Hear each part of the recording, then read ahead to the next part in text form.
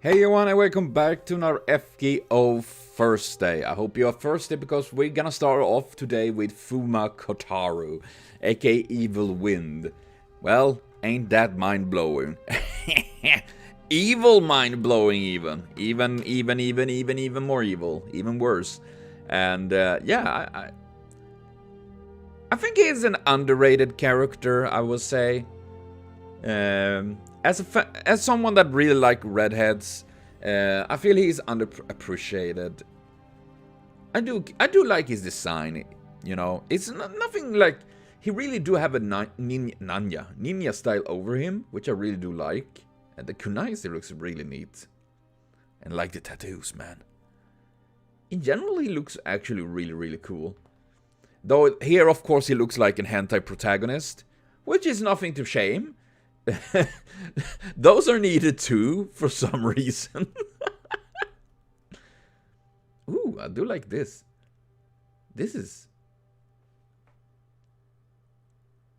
I really do like this, actually, you know? And the eye is looking like her. Honestly, this is something I really love while watching these informations and materials. Is to see all of these different, like, concept art and stuff like that, designs. I think it's just really nice. Assassin, Fuuma Kotaro, Chaotic Evil. Really? Is it Chaotic Evil? I never get that. Then again, the alignment seemed to be a little bit here and there at times. Height 158, 286. What? Is that inches? That must be inches, right? Right? And I assume that is pound. Because those measurements don't make sense at all. I don't know why anyone would use anything else than centimeters and kilos, but they are crazy. I made myself enemy with everyone American and British, I think. That use pound, right? Strength C+, Constitution D, Agility A+, Magic and Luck B, NPC. Hey, joke on you. Hana Natsuki also was Taco-John. Whoa! I didn't know that. That is sweet. I like that. Class skill, present concealment A+. Suppress one's presence as a servant. By perfectly suppressing his presence, detection is next to impossible. However, as he moves in preparation to attack, the rank of his skill drops considerably. Yeah, but he already had A+ on that one. So even if he drops down, he still will probably have higher level than most other assassins. Cause holy shit, that is good. That is high. Damn. Personal skills, subversive activities, B+. The ability to reduce an enemy's war potential at preliminary stage before going to battle. An expert of traps.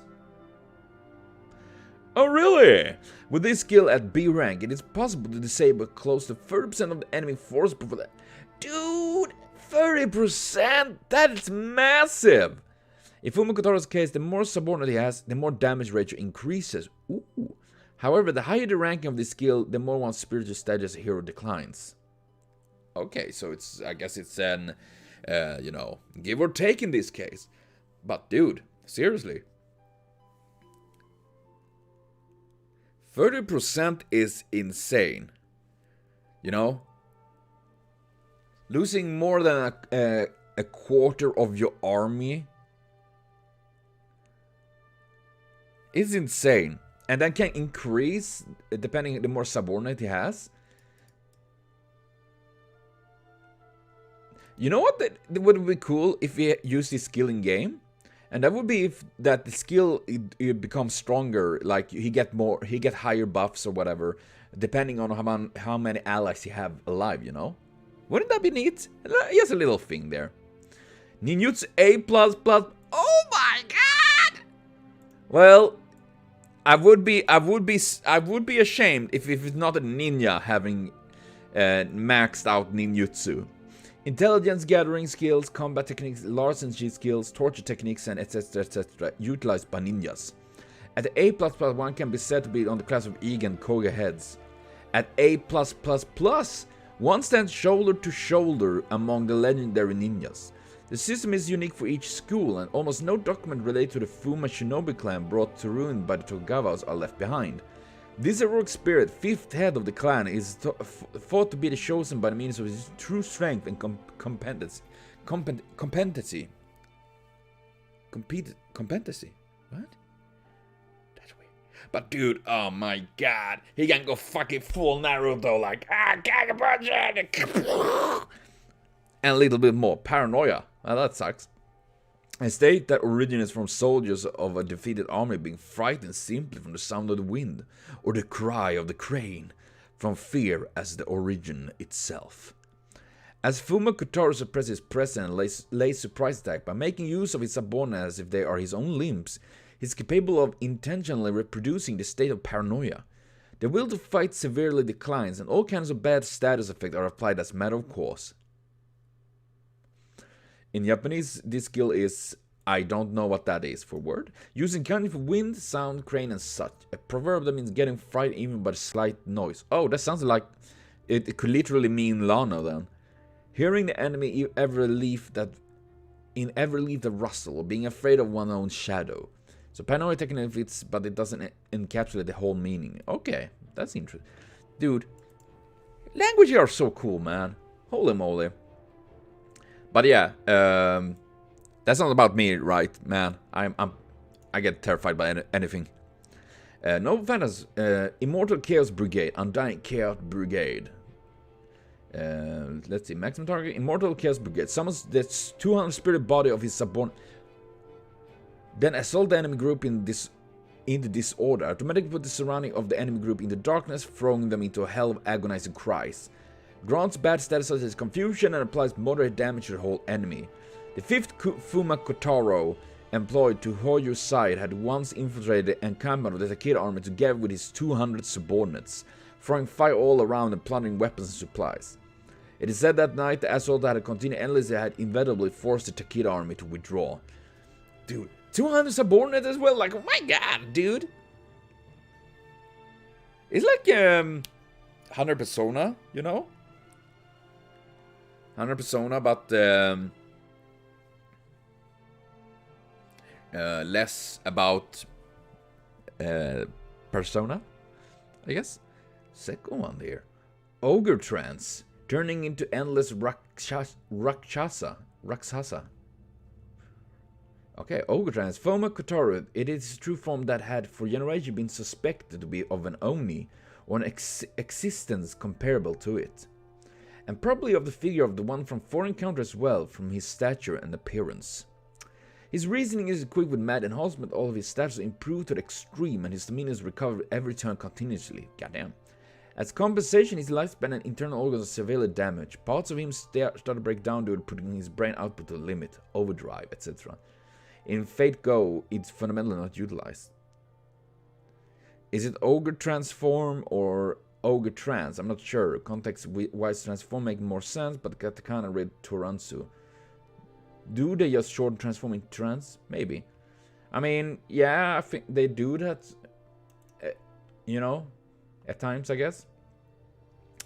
But, wait, what? So he can transform to an ogre? Dude, I would like an ogre, you know, Fuuma Kotaro, you know? Wouldn't that be cool? I mean, we already have Shuten and Ibaraki and all of that. So why not an ogre Kotaro? That would be neat. I think so. Character, a shinobi of the indoor faction, docile and honest. Physically, he had attained the one true destination as a ninja, but he is compassionate to the point that he is unfit to be one. He will accomplish his duty precisely as a duty, but normally he prefers tranquility. However, I'm stopping any complaint to the Iga and Koga said in front of me. Any compliments? Okay, Okay, I don't know what I'm reading. It wouldn't be the first time.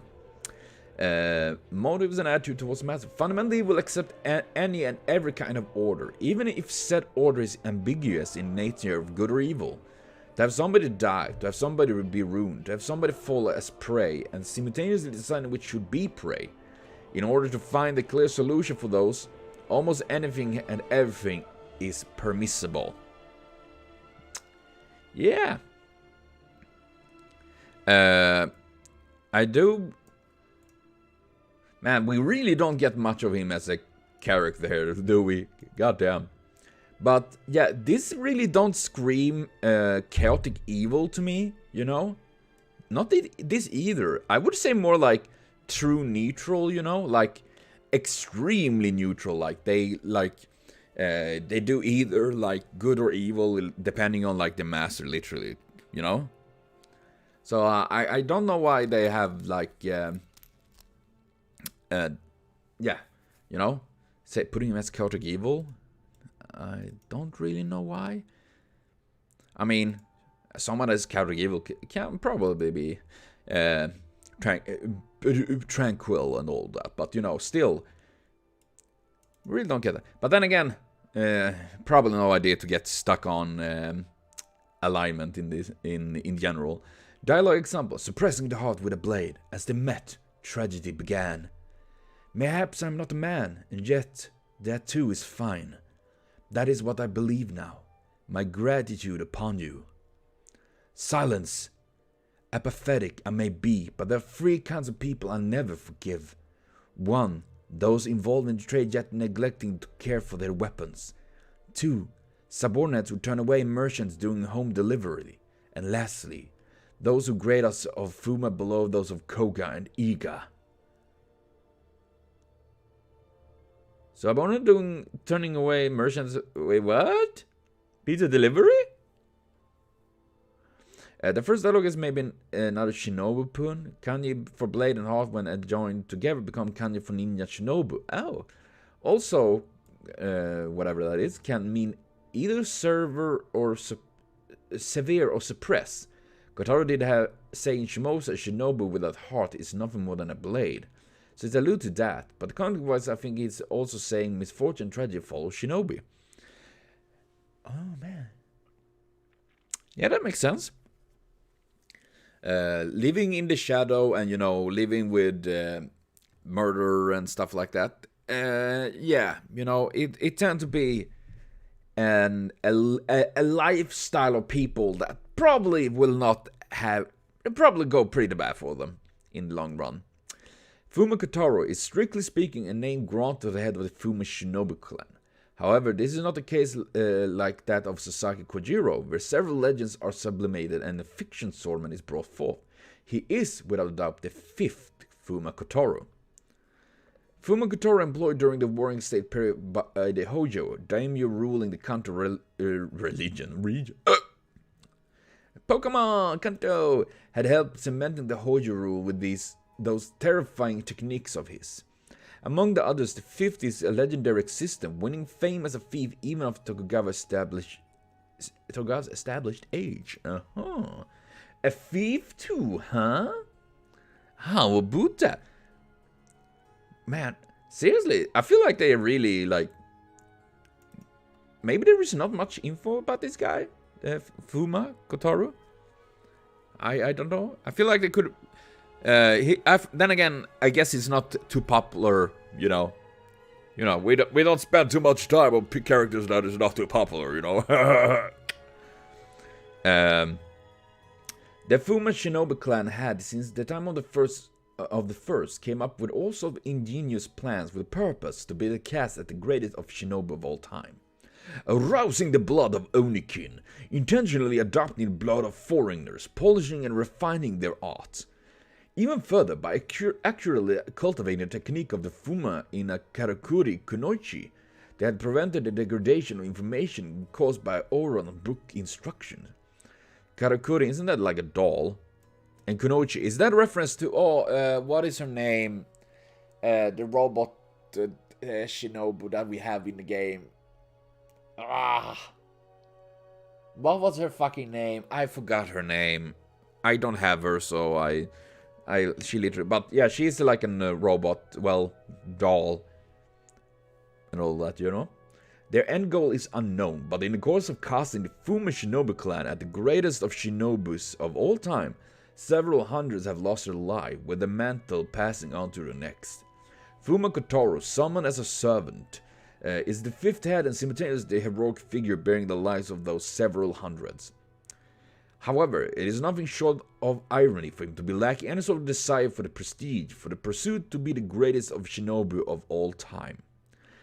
He wants Fuuma to remain, yet even as he holds such a sentiment for some reason, he did not pass on the technique of the Fuuma to anybody, instead leaving it hidden under the shadow of history. That is a little bit weird. Really clashing against, but then again I can see like he really wants to keep the Fuuma around, but he also don't want to keep up, you know, with what shinobis were doing, espionage, murder and stuff like that, you know. So I guess maybe that is why, like, man, I really, you know how is you, oh man, I really want my clan to be around, but we are doing shit that is not good, etc., or something like that. Maybe instead of keeping the techniques, you could just keep the clan around, you know, and instead keeping like, yeah, we have a rich history of stuff, you know. That could have worked, I think. At least I assume so. General weaponry, kunai, kusarigama, sickle and chain. Yeah, that's cool. That's cool weapon, man. Chain reaction, sick chain reaction. Yeah, Sasaki Kojiro, putting the Fuuma after the Kogan Iga. Absolutely unforgivable. Oh shit, Kojiro, you better watch out. We got a badass over here. Sakata Kintoki, the great hero that I revere as my great senior. Golden, Immortal Chaos Golden Brigade. That would be cool. Jean Arc Alta Santa Lily. Man, that's such a fucking long name. I think I did a bit of a bad thing to her. I apologize. Did he? When? Was it in some event? Probably. Kato. Oh, Kato is it. Kato Danzo was it. God damn it.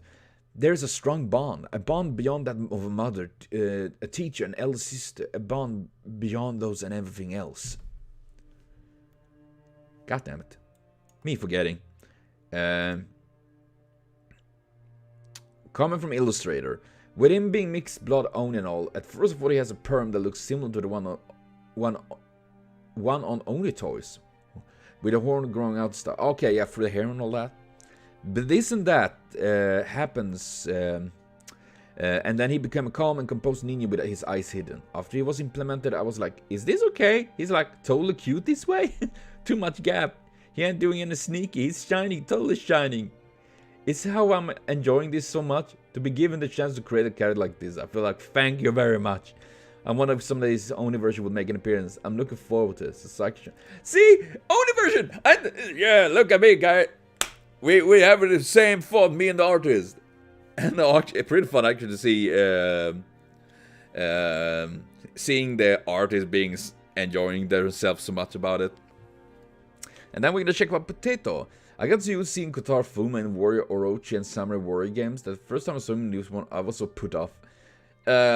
Dude, that's the same thing for me when I saw Lu Bu. You know, because I remember playing Dynasty Warriors a lot, and I remember Lu Bu in those games, and yeah, I guess it do happen, you know. Though I've warmed up to him a little nowadays. There's not much else I can bring here. The profit is short, but brings most of it the info I would want to know about him, I guess. There might be some curiosity out there that I don't know, though. Overall, nice character. I like him a bit. Same. I think Kotarou is a nice character. He did get a nice role in Shimosa. So I'm happy for that. Though I'm always happy to see more Ninja Boy. So, yeah. I think he's a good character, you know. Nothing too crazy, but he's nice. He's a good boy. And the next character is Ozymandias! My name is Ozymandias. I'll link it later. Oh, God. It still reminds me of that time I accidentally fucking spoiled my pull without realizing it. Because my very first, for those that maybe just randomly joining into this video, Ozzy was my very first 5-star. And, you know, I was gonna make it like a meme thing on my thumbnail. So I made this like image of a card pulled, you know, when you're summoning a card, servants and all that jazz in the game. And put in Dio in it, like, you know, because it was Dio, you know, that kind of meme thing. Without realizing that Dio and Ozymandias have the same voice actor. So everyone's like, oh, so you got Ozymandias because of... They knew that. And I was like, what? I don't know what you're talking about. God damn it. That was really fun. That was really fun. And also, I like him, man. He is a little bit obnoxious at times, but, you know, so are Gil, and, you know, Gil, Ozzy, you know, rich boy leader kings. They tend to be like that. But I do like his design, man. Definitely. And I like the that spike here there looks neat. Though I will say, I always feel like these things around his waist, you know, these golden things with his spikes. Dude, how is he supposed to like move around without getting stabbed in his like abs and his stomach, you know? By those things. That must be really, really uncomfortable. Maybe it's a way to keep himself awake, you know, like Gilgamesh. He's the kind of character, just like fucking Gilgamesh, that would work themselves to death and falling dead in the chair, pretty much. Then again, I still remember him losing his head and in Camelot. I hope we get to see that in Camelot movie. I'm already sad that they're removing like don't have Tota or 100 Persona, but my god, if they don't have the head is falling off and he grabbing like boop, I will be very upset. Ozymandias, historical fact, Egypt. Chaotic neutral, 179, 65 kilos. Strength C, Constitution C, Agility B, Magic A, Luck A+, NPE X. Damn. I will say, I think I didn't expect his stats, his physical stats to be so low, to be honest. I thought they were gonna be higher. But his like Magic, Luck, and MP are very, and EX. Then again, EX doesn't mean necessarily it's higher than A. It's just that it's very, very, very unique and, you know, skill stats and stuff like that, right? Koya, Takehito, Oswald's Hans, and Mephistopheles. And Dio! Indeed, indeed. I love the fact that he... I think it's so fun that he literally voiced Hans, Mephistopheles, and Ozzy. Like... Dude, that is a weird freaking combo right there, man. Main works, Faded Prototype Fragment skill. Ooh, he used it there. That's neat. Class skill. Magic Resistant B. Invalid magic with chant 3 versus or less. Receive mostly no damage even against great thaumaturgy or ritual spells. Riding A+. The ability of riding. Capable of managing even beasts with the rank of Phantasmal beasts and Divine beasts. However, this doesn't apply for Dragon Kings. Well... I assume, does it count for sexual beasts as well? You know what I mean? Like me. Okay, I'm not. Divinity B. Possession of divine spirit aptitude. Pharaohs are existent that extend to all kind of gods, changing depending on the era. However, he is Ramses, namely the child and incarnation of the sun god Ra. Ooh, Ra. God damn it, the weather has been sucking lately. God damn it. Cold outside. Ugh. Personal skill, Charisma B. He ruled over Egypt, oversaw a large body of military, and brought about a grand prosperity to ancient Egypt by conquering various areas such as Palestine and Nubia. Nubia, not to be confused with noob. Just so you know. Imperial Privilege A. Capable of the acquisition for a short time of skills that he originally doesn't possess. Due to being A rank and higher, even skills that burn a body such as divinity are acquired. God damn, dude! Imperial privilege is such an crazy fucking skill. I don't really have this skill, but you know what? Imperial privilege! And they say privilege isn't a thing. Ha ha! Protection of the sun god A. Ozymandias is one who received the divine protection of the sun god Ra. Cool. No Venom Ramses Tentiris, Great Temple Complex of Radiance. Anti-Fortress, 800 persons or 1 person. You mean he can either use it for AoE? Single target is when he crushed them between the points. I guess the other one is that he literally reverse it and crush them between them with a broad bottom side, like crank. His greatest trump card, similar to a reality marble. The Great Temple Complex that embodied as a noble phantasm the might and authority of Pharaoh Ozymandias. By mixing the composite body of several temples, such as the Great Temple of Dendera and the Great Temple of Karnak, and combining mausoleum and temples such as the Ramseum and the Great Temple of Abu Simbel, it is transformed into a heteromorphic, enormous temple complex that does not exist in reality. I can see that! For each and every temple, it is possible to arbitrarily grant curses and divine protection associated with the divine dwelling deities, targeting those who enter his personal domain. What?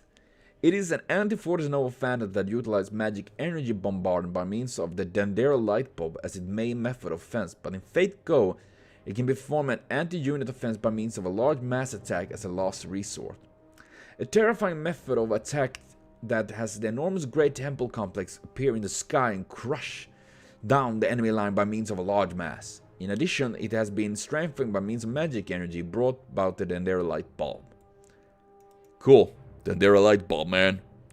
Enlighten us.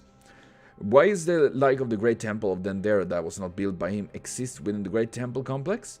The reason originated from Ozymandias' bygone days. As he built a great number of enormous temples, he simultaneously stated that all temples, by the exist in past, present, or future, exist for my sake. Wow, that's... talk about the ego. He even performed glorification and revisement to the large number of temples built before his days and made them his own. Even the current president of the 21st century, the one who has his name engraved onto most of various Egypt monuments, is none other than he. Pharaoh Ozymandias Ramsesium II. Well, that is one way to fucking sheath it. I am God. All temples are mine. That sounds like Ozzy though, that for sure. There's one favorite statement that various princes who idolize had his name be left in history far and wide. That's one thing. Ramseum is the name of the mortuary temple of Ramses II, aka Ozzy. Tentiris is the Latin name for the seat of Dendera, where the Great Temple of Dendera resides. Oh my god, he have 3 freaking noble families. Then again, he is king. A+. Abul Hol Sphinx, lion-bodied beast of hot sand. Oh, that's the first... Isn't that like the final attack? You know, with a big sphinx or... the incarnation of the sky god Horus and a manifestation of raging fire and wind that strikes fear upon the people. A beast with the body of a lion and the face of a man that was told of ancient Egypt legends. Even in modern Egypt, its existence was left behind within their language as the father of fear, Abu Hol. During the 6th chapter of part 1, they made quite a frequent appearance, but they fundamentally are not utilized in Fate Go. In addition, within the aforementioned Great Temple Complex of Radiance sleeps the leader space with a rule over these sphinxes, the Sphinx of Vehem Mesut. In Fate Go, its figure can be seen during EX attack. Yeah! Abu Hol is apparently another name to call a Sphinx, and apparently literally translated as Father of Fear, Terror. Ooh. Vehem Mesut usually refers to a period in ancient Egypt, but apparently can be translated as a repetition of birth, alluding to the Sphinx children during Valentine? Maybe. But wouldn't that be a servant we could have? Vehem Mesut. Super Swings, the Daddy Swings, the father of all terror and fears. That would be neat. And then we have Mesektet, solar ship of the Dark Knight.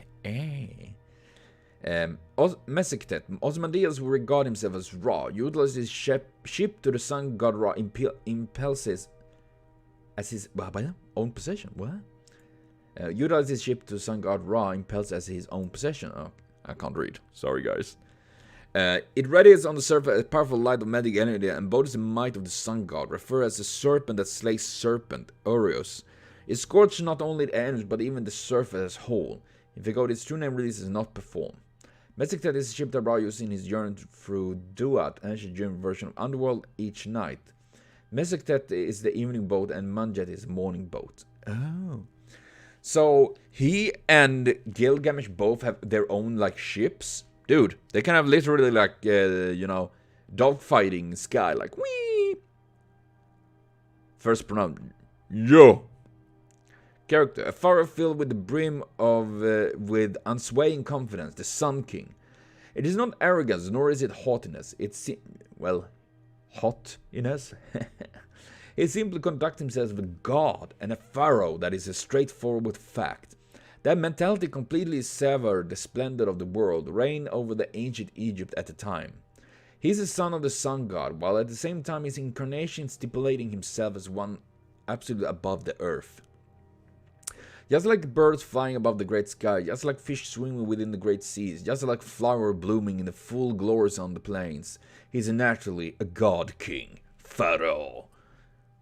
I mean, at least he has confidence for his role. I know I wouldn't fit well for that. His attitude towards his master depends on his mood. Thank you. Even as he understands his present state as a servant who cannot continue on materializing without magic energy supply, he will not dangle his head down to maggots to begin with. He expects not to be treated as a servant. He will take action when and only when his and his master's goal coincide. Facing a man endowed with a sovereign characteristic, one soften up their manner. A king is never equal to a pharaoh, yet it's quite good for a pharaoh to watch over and guide the kings who are not pharaohs. Such is what he does as he advances his own. Possible should be somebody who maybe possesses a similar presence as his former friend exists. He would take interest in them and peer into their face. Yeah, that's... However, his main principle, his beloved is ever only Queen Nefertari, and his friend is only Moses. That alone, no matter how long time passes, shall never change. Dude, Moses and Nefertari, servants, when? Wouldn't that be cool, Moses? I will split your fucking ass like the sea. Dude, I would love to see that. My name is Ozymandias, King of Kings. Look on my work, you mighty and despair. A pharaoh is absolute. Revere, I shall allow it. It is only befitting for men to bow down before the sun. You may worship me. Nothing is impossible above the earth for a pharaoh. All things within creation are in the palm of my hand. Palm. Ha ha. Indeed, gaze upon the sky. Crawl across the earth. Prostrate yourself, for gazing upon my radiance means vanishing from this age, and nothing else. Nothing else matters. Depiction in real history. A figure from 13th, 14th century BC, a pharaoh of ancient Egypt who had ruled a vast empire. He had fought the Hittites and before long had concluded a peace. With that, he brought about a thriving prosperity to ancient Egypt. By means of cultural exchange and interaction, an exemplary statesman, yeah. He is in particular valorous general, a man who had married the world's most beautiful woman and father of 100 children. What? Holy moly! How do you manage to bone so hard? Even in the current era, he is famous for leaving behind a large number of various colossal constructions. He loved his nation just like Osiris would his, and he was greatly loved in return. Ozymandias is known as Ramesses II and Meriamen. The very golden age of ancient Egypt is during his long-standing reign of 7x years. not 70th year, something I guess. There are numerous cases of the name Moses, his brother-in-law, who had grown up together with being brought up. According to an existing anecdote, the Egypt sovereign who presented the exodus of the Jews with his rule, then utilized a great army to pursue them, is considered to be none other than Ozymandias. Ooh. As far as I know, most sources attribute his reign to a period of 66 years, but as is common with ancient history, sources vary. Yeah, it do make sense. Depiction FGO. Normally a pharaoh considered death as a transient sleep, as a dream of rebirth at the farthest end of time, naturally become the undertaking of a journey towards gods. However, Ozymandias could not stand it. Oh, what? Well, that sounds like Ozzy. It exactly because of it, if he is truly the one who holds the world in the palm of his hand, that he lamented it, even resenting his powerlessness. The powerlessness of his body, unable to do anything but accept the transient sleep as the successive generation of Pharaoh had done. No man in this world grieves as I grieve upon the brink of death. His perfect self, his absolute self. He curses the truth where one must go to eternal sleep. Even he promised a rebirth and revival upon the land of eternity. Eventually he would have engraved himself into human history and manifest as a servant. At the time of the first manifestation, he would know that his remains were being kept at a museum in Cairo, and no choice but to stand up in a certain kind of spiritual awakening. Yeah, wouldn't that... Dude, imagine if you're like in a museum watching the mummy and it's suddenly like... I'm fucking back, that was about fucking time. Getting out there, what the fuck are you looking at? Well, I guess that would be the mummy, the movies, you know. I guess that would be it. Has he been moved away from the mausoleum under the mythological outlook of ancient Egypt? No longer would he, as one of the successive line of pharaohs, be revived in his original body. And if that does be the case, then he would do as he wishes to the utmost. Anything is fine, be it desiring immortality on top of preserving his perfect body just like in the past, or simply eliminating the insolent master and vanishing away, or perhaps ruling the world and bringing about prosperity upon the people at peace. He sounds dangerous to someone. And then now, during his last manifestation, indeed, if the human order is upon crisis, then now it's truly the time to save the world. Such is the thought he naturally arrived at. Once he did not manage to establish it, but if it's a Chaldea with numerous figures befitting to that heroes, then perhaps. Etc. During his life, his greatest height was expected to reach 1/8 centimeter in height or more. However, he himself proclaimed that the greatest height, the summit of his life, is when his beloved Nefertari gave birth to the second prince. No, dude. Okay, that is pretty smooth, dude. That's smooth, man. Seriously, I like that. Connection with other characters. Moses, his brother-in-law who grew up together with, raised by the same mother. A youth filled with his shining talent and the traits of a sovereign. There was even a chance of him becoming the pharaoh. Ozymandias approved of Moses befitting to be a brother-in-law, a saint who is far from ordinary and yet simultaneously fuck, I assume. Karna, a fellow child of the sun. Indeed, our combat compatibility is bad. I guess. Tamo no Moe, fellow incarnation of the sun. Indeed, as expected, I'm the older brother here. Quetzalcoatl. Oh, a sun god of foreign land, is she? Ho ho. Old man of the mountain. Fuck. Arash of Pendragon Prota. I do hold interest for your explore of pure and honest in nature. All the more so if they are heroes who have saved the world. Cleopatra Iskandar, the pharaohs. They cannot be compared to I, the king of kings, yet they are pharaohs nonetheless. I suppose it would not be so bad to join Nitocris and the other for a trip around the world. Nitocris. Cleopatra, I mean, did I say Nitocris? And join Nitocris? Oh, okay, just me mixing together. An ancient pharaoh, she went through some troubles upon fighting the Lion King. Supposedly she is one you would call motherly, but I have decided to treat her as my retainer. For that is no less than her own wish. Gilgamesh, unexpectedly get along. I wonder why! You both are such asses. Nefertari, an existence I loved and hold supreme more than myself. I once had numerous amount of wives, but now, if Nefertari is by my side, I keep on thinking that maybe I have no need for the likes of concubines. This here is a sovereign.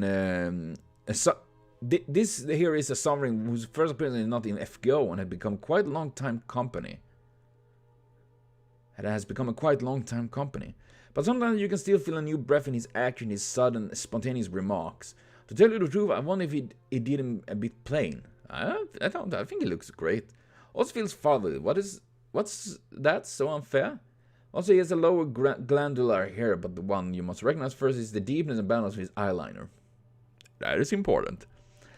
I will devote myself to draw you better, O king. Guess what the flow on his last ascension illustration about? Yeah, I assume that is an reference to Nefertari. You know? And let's see. I absolutely love Ozzy, and I'm willing to forgive the movies if they do him justice. But he cursed me with this cursed song can get out of my head. My name is Ozymandias, just don't get out of my fucking head. When it's the shit string and the copies are about done, but I don't think it does. I'm not sure. Anyway, I like Ozzy almost as much as I like Gil. Just wish they gave his first skill an explanation. Also, his attack sounds pierce my eyes. I think it needs better animation and not gonna lie. Anyway, I hope I managed to curse you all with a breakdance in Egypt. Okay, we're gonna check that out. Okay, let's see.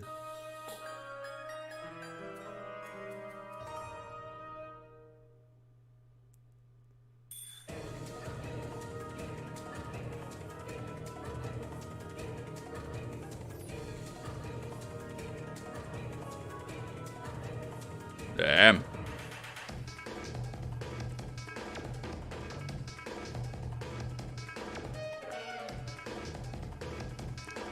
Fancy.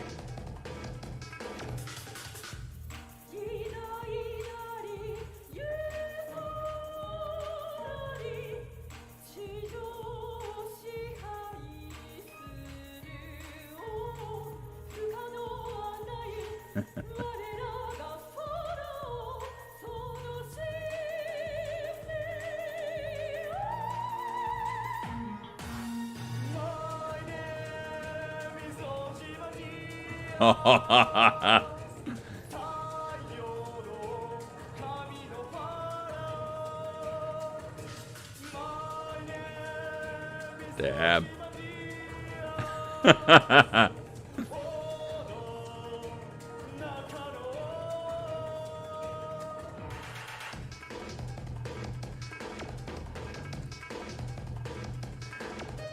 And nice. Now you got okay. There you guys get a little bit.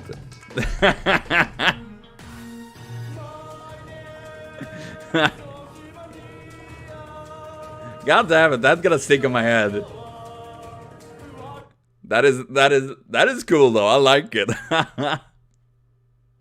Oh god, yeah, that is amazing.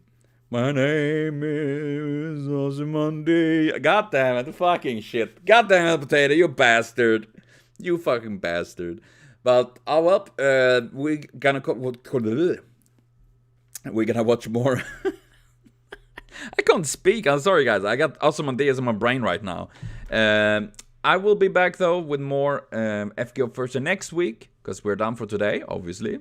We got to really. I mean, seriously, I would love to see more Ozzy and seriously, Nefertari and Moses would be neat servants, in my opinion. And yeah, Ozzy is a good character. He's an ass, but I do like him. But yeah, and so thank everyone for watching. See you later, and I'll continue super great day. Man, this ending was a total mess, man. I'm sorry. I got the Ozymandias on my brain. I'm gonna blame on that.